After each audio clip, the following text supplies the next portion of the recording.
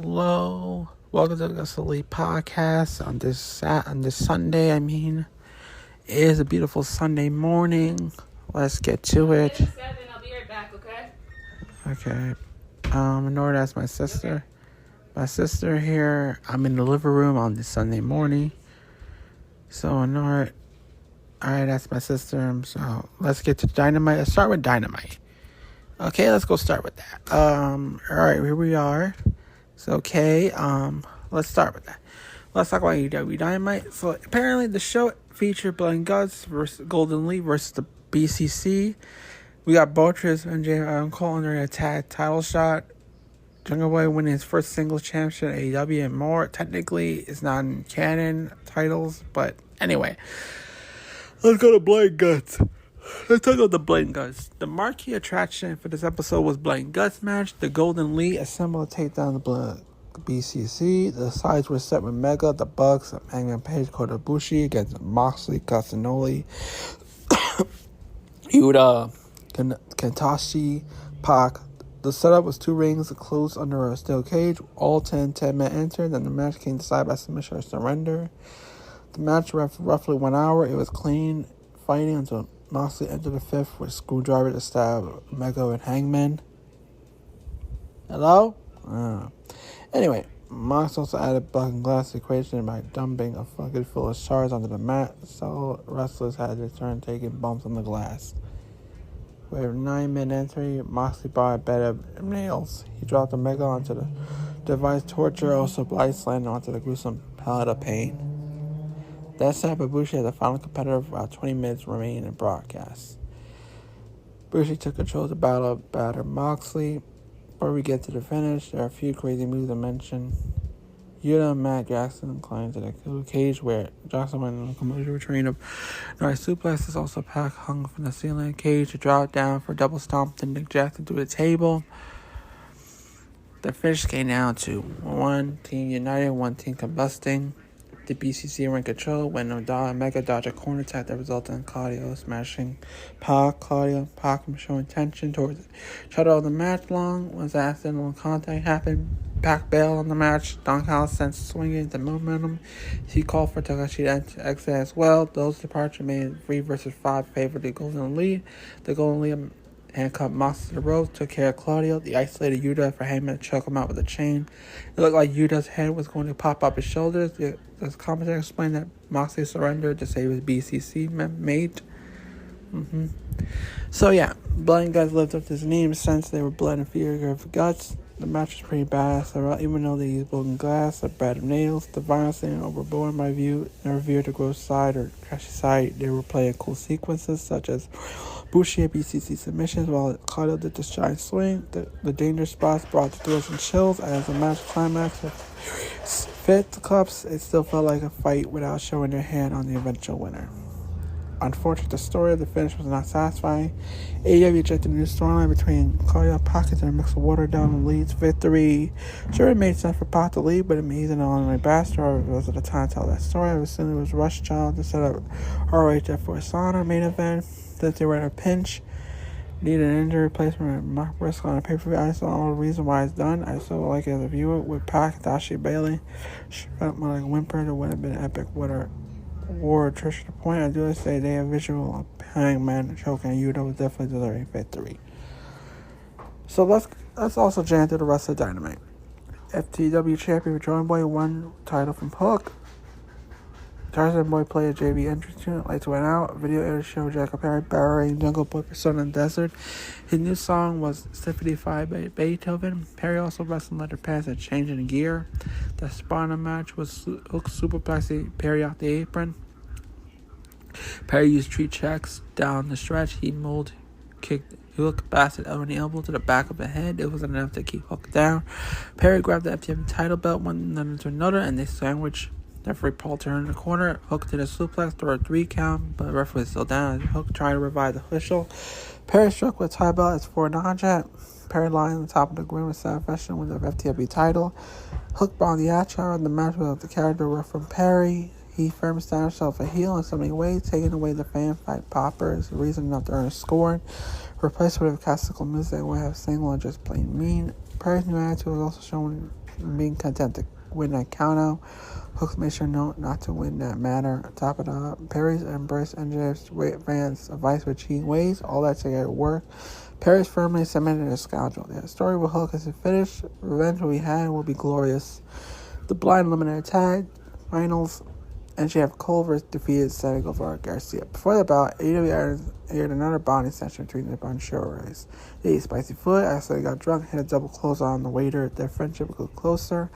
While preparing for the bout, MJF surprised Cole with matching trunks. Cole surprised MJF with matching jackets. Cole has one more surprise, turned out to be a mashup of the theme song. MJF's jubilation was priceless.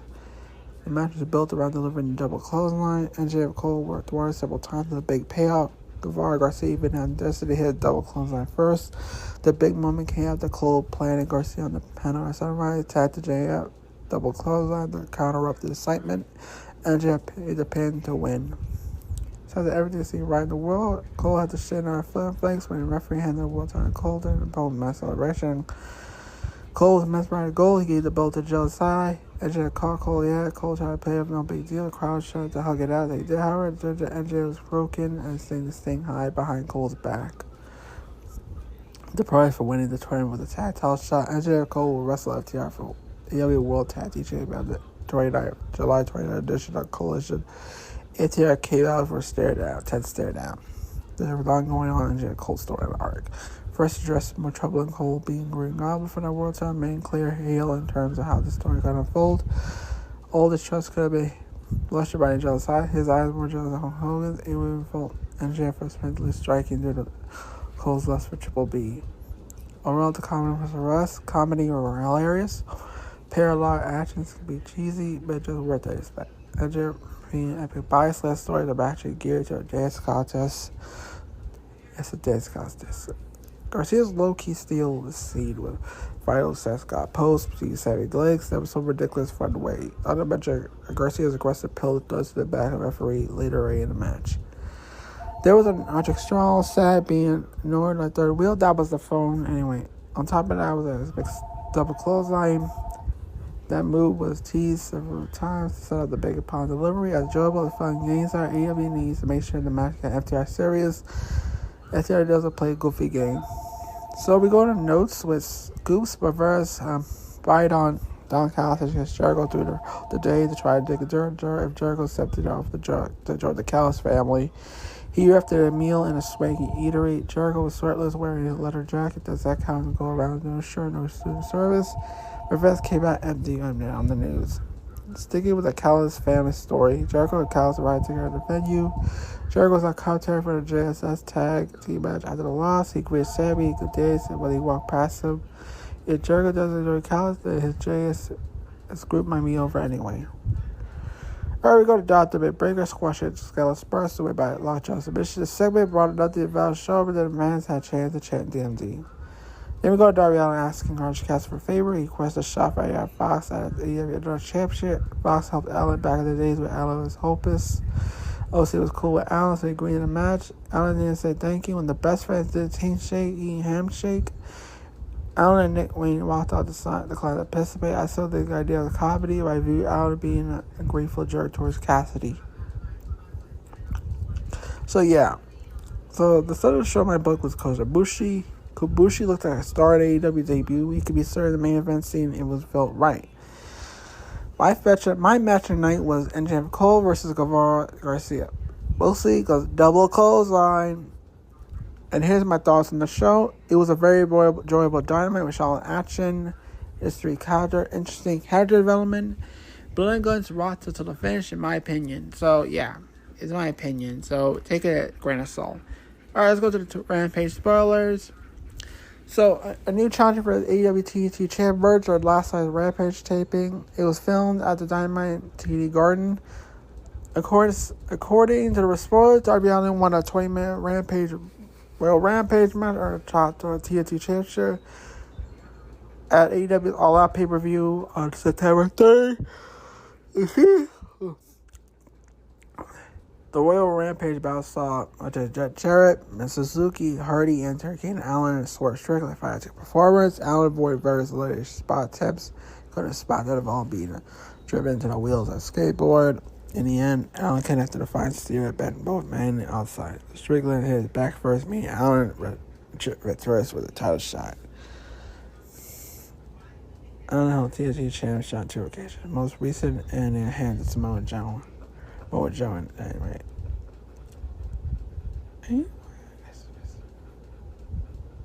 Allen captured gold. Allen captured gold on TNT first time in full gear. But 2020 will come in Cody with a one-on-one title dash. And, in a few years, AEW built a library of matches, momentum with long-term promotions that will kill for when AEW started. Fans wonder how Tony will fill our roster and stuff. Bearing the riches made differences. So it's been a rare week go by while a good match season pass debuted. So, honestly, AEW is doing good at this point. Let's check out the rest of the spoilers if we can. Alright, let's go check out the spoilers. Alright, excuse me, we're going to find the rest of the RH spoilers. Let's go find it. Alright. Excuse me, I'm going to look up RH support, Rampage spoilers. Excuse me. It'll be a minute. It'll be quick, okay? Alright, everyone, be quick. And get the spoilers. Rest of them.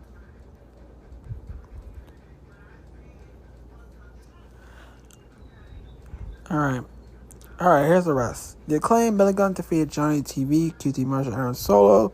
The TBS champion Stanley retained over Maria Shepard. Yeah, 2 matches. Wow, yeah. There was 3 matches. The Rampage about the main event. Let's go for it. Yeah. Well, Rampage and stuff. Yeah. That was it. Well, yeah, that was RH. That was the Rampage spoilers. Next, we will do ROH. After that, we'll do Collisions. We'll do review Collision, and then Wrestling News. So, all right, here comes ROH now. All right, let's now get to Ring of Honor recap. After Ring of Honor recap. All right. We'll do let's see. Okay, Ring of Honor recap. After that, we'll do. All right, after that Ring of Honor recap, we'll do the ROH Death from Masada review, then Collision and the Wrestling News. All right, so off-putting. All right, let's get to the ROH TV now. Sorry, y'all kept waiting. So last Friday at the Masada, so it was week 21 of the ROH TV revival episode on the club. As I go, Hope's episode hyping the marquee bout to announce the full pay-per-view card. Okay.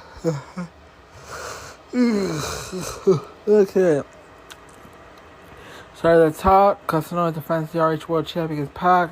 The beef was tonight when Pac walked out to Bull Combat Club during blowing guts. Claude didn't want to put his hands on the bastard, so the challenge was made for Death for Dishonor. Real Nigo was granted a shot at the RH Women's World Champion. Dino was not happy. Overruled the protesters. Dino was in action for Rudy God match against Nikita. Following Goddess followed to her closest soaked in the corner, refused to fight. Nikita pressed the champ by fight facing her. Dino huffed puff and blasted Kia one hit hitter quitter to win.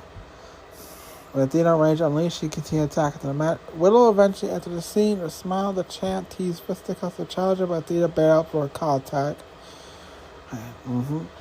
Dr. Caspi defeated Shay Taylor in the Ring of Honor World Television Channel. Eliminated Turtle Fire, punch a ticket for shots out Joe. Castle weathered the store. Taylor pound onto it, rally with suplexes and bang a ring for victory. Then Garcia had his eye on consider Shibata an RH World Pure Champion. Garcia wants to respect. He wants Shibata to walk all over him. Garcia has a 2-up against Jason Gallagher. Pure rules would affect with Matt Taven, Daniels, and Lynn as the judges face a draw. The only rope breaker match came for Garcia to escape an arm bar. Later, Gallagher locked in a triangle choke, but Garcia powerbombed his way free. To the sharpshooter, where Garcia cracking Batsy earned the submission victory. Garcia had more trouble than expected, but he did use his dance moves with purpose. Afterwards, Shibata entered the ring for a 10 stare down. Let's get the Lucha Bros set to defend the Orange World Tag Champions. 4-way against Kingdom, Best Friends Austin Open. The Kingdom competed 4-way against the Bar Boys, the Four Horsemen, and on RTV. The match is built for the Bar Boys fighting in the match that popped the King crowd. The Kingdom was two-sided, picked the spots among the Chaos for the Proton Path to finish the win. Tavian and Bennett had momentum heading to the tag title fight. The RH 6-man championship contest is put together by Eddie Story, Brian Cage, Richard Khan, Tony Leon defend against Master Wanto, Yosuke Takahashi, and Leon Ruff. So you want a grudge match? Dark Order's give you a grudge match. Even though Alex Reynolds and John Silver set to face off against Vincent, Dutch, and Stu Grace at the table review, the Righteous had a match on ROH TV.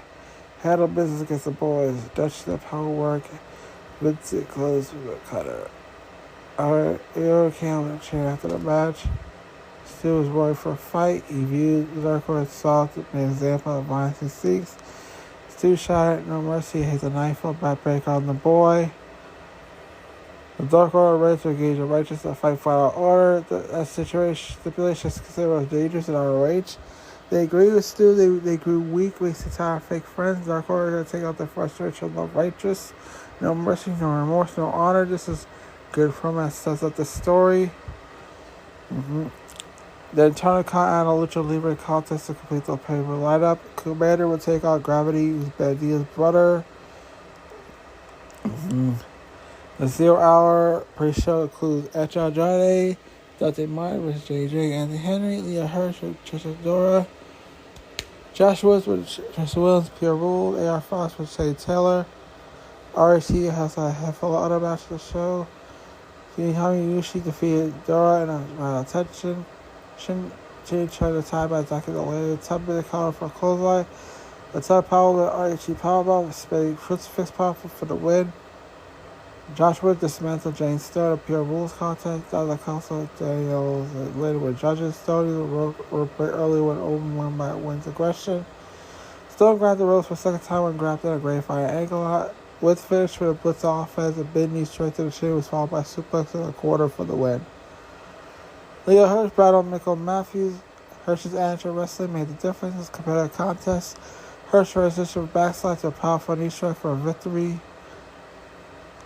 The Kingdom Cup. So for this ROH, this episode is the Kingdom 4-way dollar count for Shane Taylor. The talk about excitement actually play well to play a crowd reaction. Castle earned the kind of win that builds him a believable threat to throw out Samoa Joe. I would have bet on Castle taking the title. The first order, but he displayed the blueprint and grit to show he has a chance. Josh Woods is a standout rising. He has been underused so far in the ROH. His pure was for domination, open eyes. So, yeah, that's my thought for ROH. So now let's go basically to the ROH for Masada pay-per-view. Let's go straight to that now. Let's talk about the pay-per-view. Like, we know about the pay-per-view, this whole thing. Let's start with 0 Hour. 0 Hour. 0 Hour pre-show. Start with that. Josh Woods defeated Tracy Williams. Pure Rules of Fact. Gay comes later with the judges. Get the draw. Williams did the first rope break. Escape a double wrist lock. The referee called second rope break for Williams. And he said he grabbed the rope spread to be pulled away Woods. Williams ready for Rails for apologize. Woods reached the rope for his foot break to stop the pick up. Williams uses third and final rope break. A great fire ankle up. Both men tussle on an apron, and Woods exploded for a German suplex. Where Woods Wesley came back to the ring. Woods slapped on a headlock while Hawking Reg for submission to the ropes. Woods frees Williams into submission. Yeah, Woods wins. So good for him. Woods won. It's what it is. Okay, Andrade, that's mine defeated. Jay Drake and the Henry. After that, Andrade House of Fire double bulldog when she star press on the Poets. The workhorse had victory with a grasp of Musso by Drake onto Martin, where Andrade slaying Henry onto the pile to break the pin. The whole sequence saw Henry eat a drop kick to German suplex, knock him out of the ring. Andrade must have to lift Drake. Martin gave a shove to start the motion, but Willie neckbreaker to win. Aya Hirsch defeated Trishadora. Hirsch used crafty tactics to bend the rules of revenge and master crushed with Bishop technical wrestling and heavy blows. Finish came with a roll-up exchange with Hirsch transition on by victory after the match. Dora sent her hand for a code of honor handshake. Hirsch pulled her right into an underarm bar. Sky Blue ran for the save, and Hirsch flew to outside. Yeah, Hirsch. AR Fox defeated Shane Taylor. Speed versus Power. Fox survived City Power Drive by grabbing the rules to break the recount. Fox railed for the left. Shane Taylor on the turnbuckles for volley Violet driver. Fox finished with a 450 vector splash. Two thumbs up and recommends to watch the free pre-show. Electric Action with creative moves. So yeah, those were the pre-show 0 hour. Let's get to the pay-per-view, shall we? Alright, let's get to the pay-per-view. Alright. Gravity versus Commander. Lucha Libre Showcase. I can't even describe some of the moves. The closing sequence with Commander suplex and gravity crash across turnbuckle. Commander walked the lane between rumble. Spin one so kicked out by Gravity. Commander kept the pressure for Super Rana. Yeah, I'm sorry. So Commander pulled Gravity to the corner step a high fly finisher, but Gravity surprised Commander roll up to win. Okay, good for him. Well, good for Gravity, okay.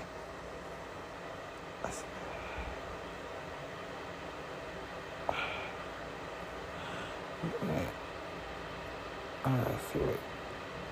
Alright, Show Television Championship. Sergio retained as Delvin Castle.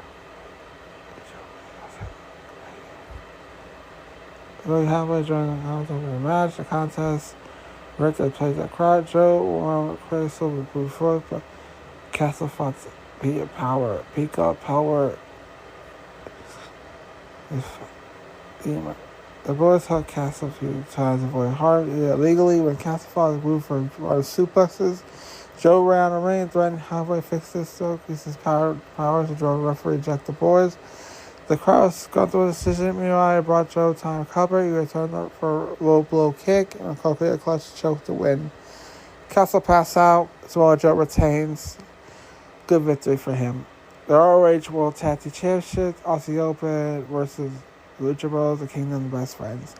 Phoenix Pentagon enters champions, 4 teams, 1, 2 men, legal men, and ones. The match had tons of exciting near falls.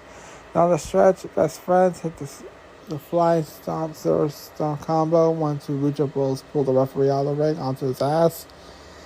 Phoenix created a stretch and Feds hit the Feds with a chair. Taylor crawled the pit Trent. Right Davis made the save to break it up. Also up at the flooring with Trent. A clothesline sandwich paved the way for Carlos Tiger finisher, the new champ. So yeah, Aussie Open a new tag champs. So yeah, go for them. The ROH World 6-Man Championships. Brian Cage, Bishop Khan, Tony Leon versus Matt Sawano, Ryosuke Karachi, and Leon Ruffin. Japan Wrestling scored Hot Rally. Passing down help on the apron stretcher for Khan. Mule kick the Gachi. The Gachi returned on his way down for a kick to the groin.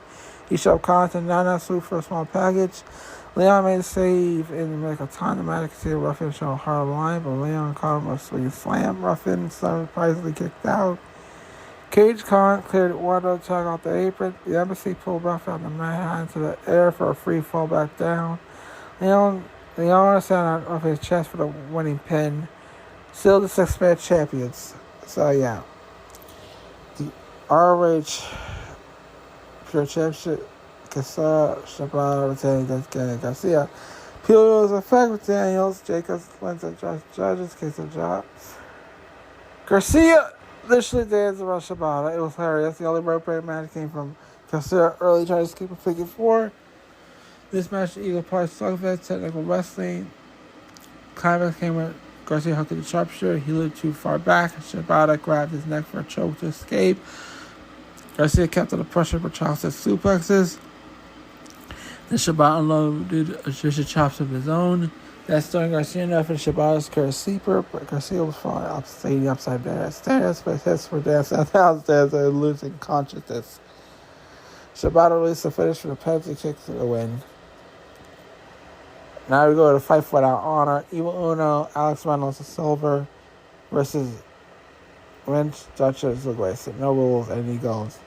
Weapons to tables are their back as Lego pieces. Blood full food for everyone in the brawl. The biggest spot came when Stu came on top ladder with Uno on the tables upside. Uno sprang up to the tip of the ladder. Stu crashed the tables. The Dark Heart executed teamwork.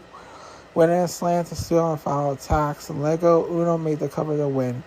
Yeah, so the Dark Order won their fight without honor. May go to the two main events. The RH World Champion Claudio defending against Pac. Aggressive kicking my Pac out the edge over the stretch with Boozleiser switching. Claudio went to the extreme mesh escape. He climbed corner with Pac on his back smash and executed avalanche. Crashed to break the free as Pac was planning an attack. Ryuto ran out stretching. Claudio Ricola bomb. 3 at the edge. The Lucha Bros came out to protect Pac. That tried to cut the boots to pull Combat Club duo. Best friends brought out to fight Lucha Bros, which was carrying a beef for the title match. And Cassiel came out to throw punches to Pac Claudio. So yeah, pretty much that. There we go, the other main event, the RH Women's World Championship match. Athena returned against Riddle Nightingale. The action of formidable competitors digging deep in their arsenal of offense. She moves with the pass where it starts the end. In ROH, the end, Athena thought she had the win on the old face time setter. Widow kicked out. Widow railed for a powerbomb.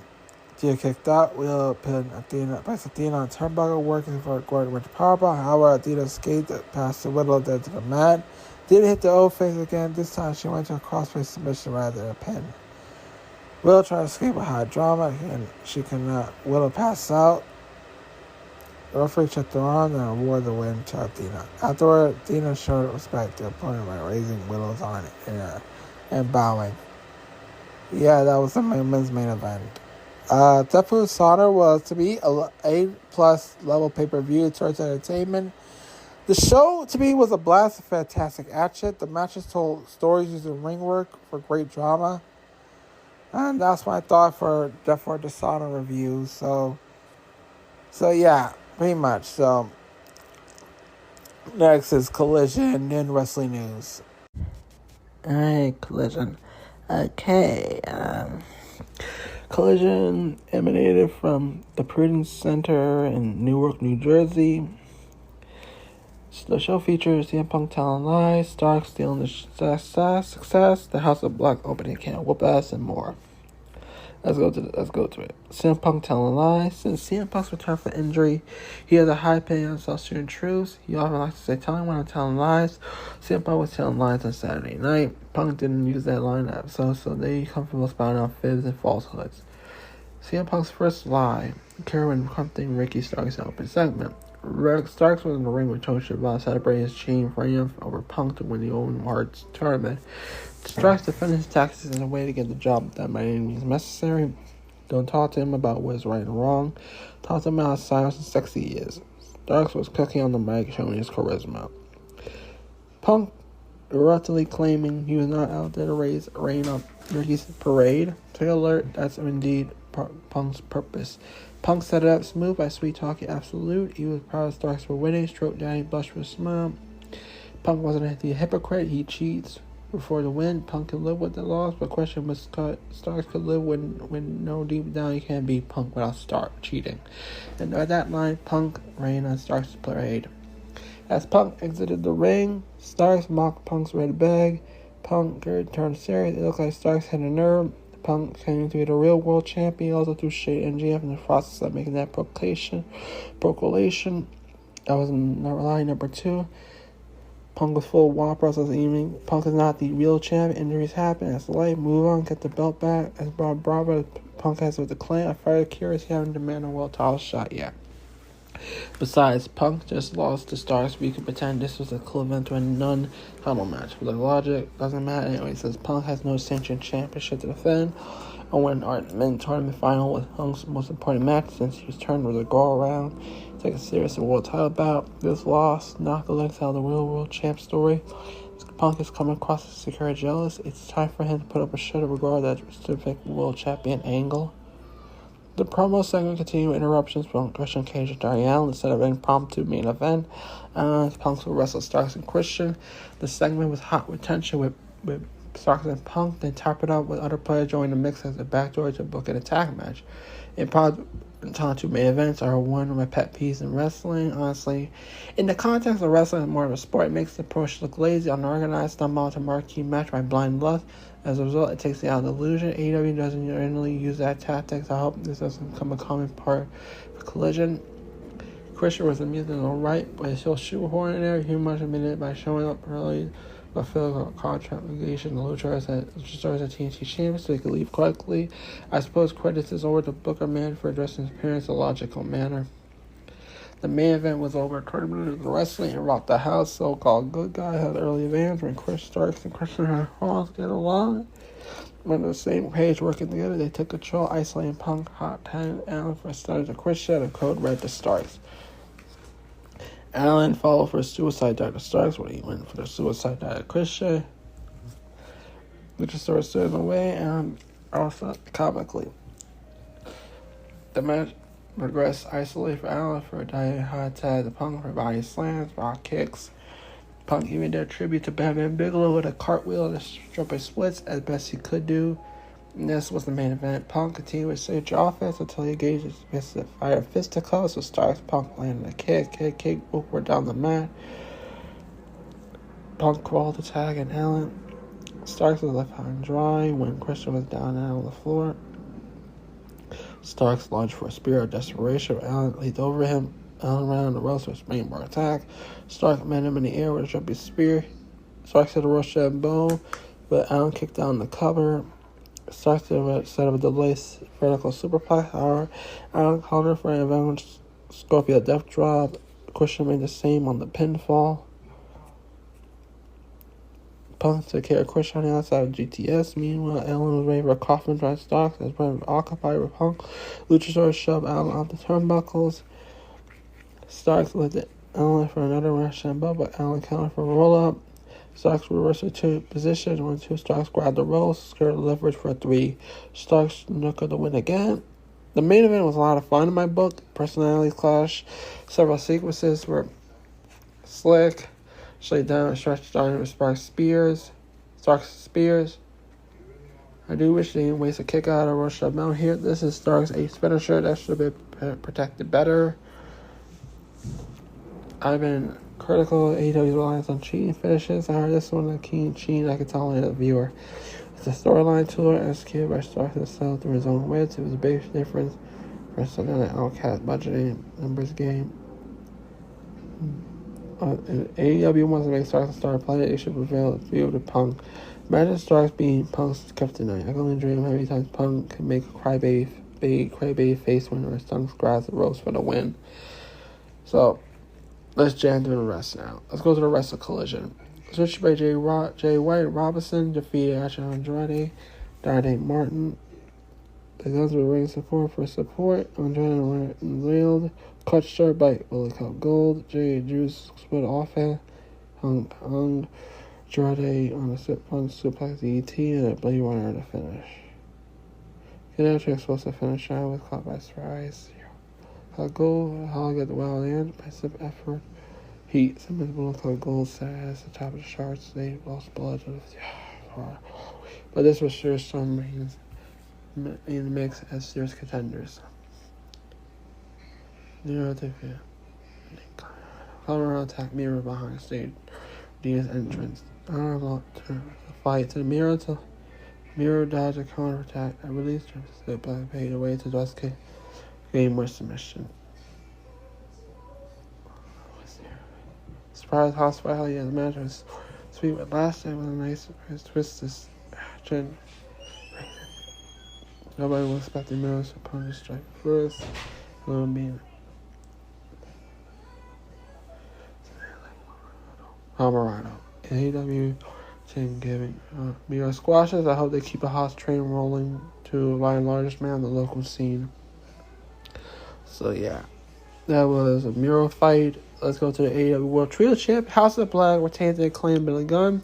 Matthews charged with a kick during Maskcaster's rap. The House of Black caught Acclaim on guard to kick their butts pillar to post. So the Acclaim never truly recovered. The match progressed, however, mostly mauling. The big side was a hot tag that Daddy ass. He ran wild till numbers got him. Burning King crushed the lariat. Malachi Black walled out the head kick to the pin. Billy. Damn. Honestly, the House of Black opened a can of whoop ass. This was expected. I was sitting there waiting for it to come back. Never came. House of Black. Well, badasses.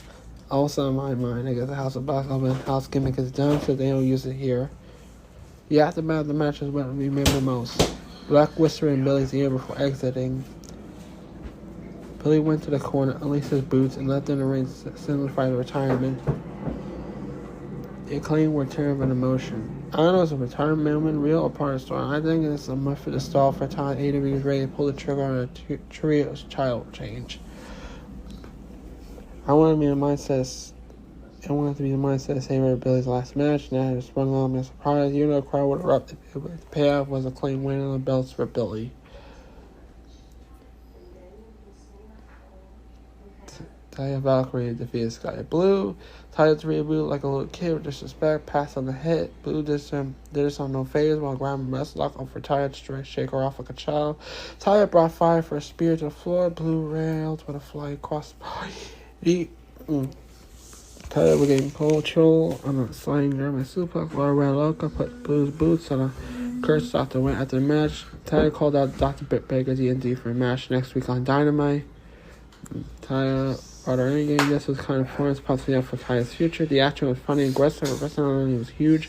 Thumbs up to AEW decides to do something when Taya said a rider used her as a folder for Blue. A feud between Taya and Baker had issue potential. Actually, it was at least the hardcore side. Andrade was escorted out of the arena by security to prevent interference in the House of Black trial title match. Andrade was there to make his mask back. It was later announced that Andrade will wrestle Buddy Matthews next week in a ladder match for the mask. Side note, ROH wrestlers Red Titus, LSG were security guards. FTR had their tag team title defense against MJF and Adam Cole next week. They warned Cole not to trust MJF. There will be no comedy. Asses will be kicked. They'll be good to set the mood for serious fight. MJF and Cole haven't faced adversity of the team yet. It'll be interesting to see how they going against tough. Cue Billy Ocean's bonding session with Benny DeVito dancing. AEW also aired a neat video package of FTR legacy in the promotion. So we got Scorpio Sky watching the main event with the Skybox to focus on the scouting the TNT champion. Shout out to commentary Matt McGinnis cracking a few times, such as calling Juice Robinson Rylan Viral, claiming Valkyrie Blue's I'm gonna kiss. So that's good, Bobby, he and Styles Illusions. Riccaboni played along well with drafting with banter. Valkyrie was a stud of the show. The Loca does shot ass kicking against a quality opponent called the top star in the division. So that to me is how you make an impact. To me, the match of the night, it's Darks, Christian versus Punk and Darby Allin. Strong work for good times, cool finish. The character interactions were absolute. My thoughts on the show, lukewarm after the relief and opening gap fest. So the wrestler brought me back, and all the winners let me want to see more what's next. I appreciate the attention to little details before the stories. So that was my thoughts on Collision. Let's go to the wrestling news. Let's get to the wrestling news. Okay, wrestling news tonight. Alright, Bray Wyatt had reportedly expected a new faction in WWE before illness. A report came out detailing Bray Wyatt was going to get his own faction in WWE before it became silent with the illness. Preface like yada talked about how the idea of Wyatt's faction we started by stable personnel puppet, something previously considered Bennett Young Munt intention for the group. So we learned prior to the releases they were pitching for Bennett, Eric Young. There were plans for them involved. That was true. In Disciples Peaches, they were supposedly involved like people like Bliss, Bray Wyatt, Bo Dallas. I think it was basically it was something that guys were the Righteous were going to be involved, but unfortunately it's unlikely to happen. Eric Young has returned to Impact Wrestling. And we don't know what to do with Alexa Bliss is pregnant, so basically we don't know what's going to happen to Bray, but I hope Bray just be himself when he returns. So that's my thoughts. Let's go to another news. WWE is highly interested in Aldez as a producer. So it is believed to go WWE are believed they're interested in Nick Aldez. It was reported by a pre-W insider because basically Aldez did not win the world title for in time anniversary. We got more insight from pre-W insider. So Aldez is a career move. WWE is interested in recruiting their 6-0. There were talks of a trial of producer. There were numerous WWE affirmed that So he's mostly going to be a producer. He's finished up with the NWA. So it's also said that we were interested to start having an appearance in the Royal Rumble. The one. Yes. So yeah. So I will try to have more updates on Nick Aldis in the future in my podcast. Okay. Yeah. Maki Ito wants to be on AEW and play at the Raw TV. Yeah, Maki Ito is still want to be part of AEW someday. Maki Ito is an intense performer who, let's see, she was in GCW. She made appearances for AEW at one point. So in a interview with Wrestling of Honor, Ito revealed this by taking a few appearances, coming to key to part frequently in AEW, may stay in their TV and stuff. So basically, what she said is, I still want to be in AEW as a narrow gate, but my dream is to be a part of the AEW Raw to play it after Raw TV. It seems that she wasn't a purpose switch USA. Ito is fully focused on working with AEW since she previously stated she would go to WWE even the company offer her. As always, we'll have updates on Maki Ito possibly working with AEW on a regular basis, and we hear more. Yeah. Ray talked about Brian Pillman. Is Ray talked about? Okay. Pillman was Ray talked about. Nick also Ray talked about. Brian Pillman mentioned interim in WWE, but unfortunately, a hiring freeze until the merger is complete so it'll be there for a while. So yeah. Brian Pillman's not gonna be hired, but until after the merger of the company. So. Alright, next news. Roosh has reportedly been talked about within WWE. AEW ability had made a strong offer. WWE believes the king is stringing Roosh. With AEW making strong offers, I was convinced to stay. Roosh is someone AEW fans taking to and staying in the company as a part of the fight. Royal has a red mask call match. That's why only around 12 months. Okay. Roosh's future is a popular question. Contract 22 FAB issue on the way. Future. Those are just offer. Yeah. Basically what Dave Meltzer said, we should be talking about a lot of WWE's conscious situation. I believe that very offer to stay. This is gonna be all that was gonna be. Oh, look. Alright. Okay. You know what?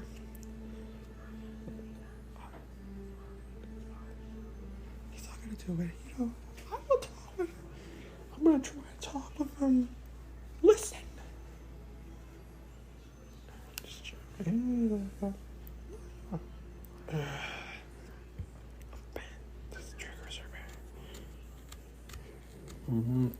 So, Roosh recently, last AAA show was recently AEW appearance on Mexico. Started up a losing on a 6-man tag on Rampage.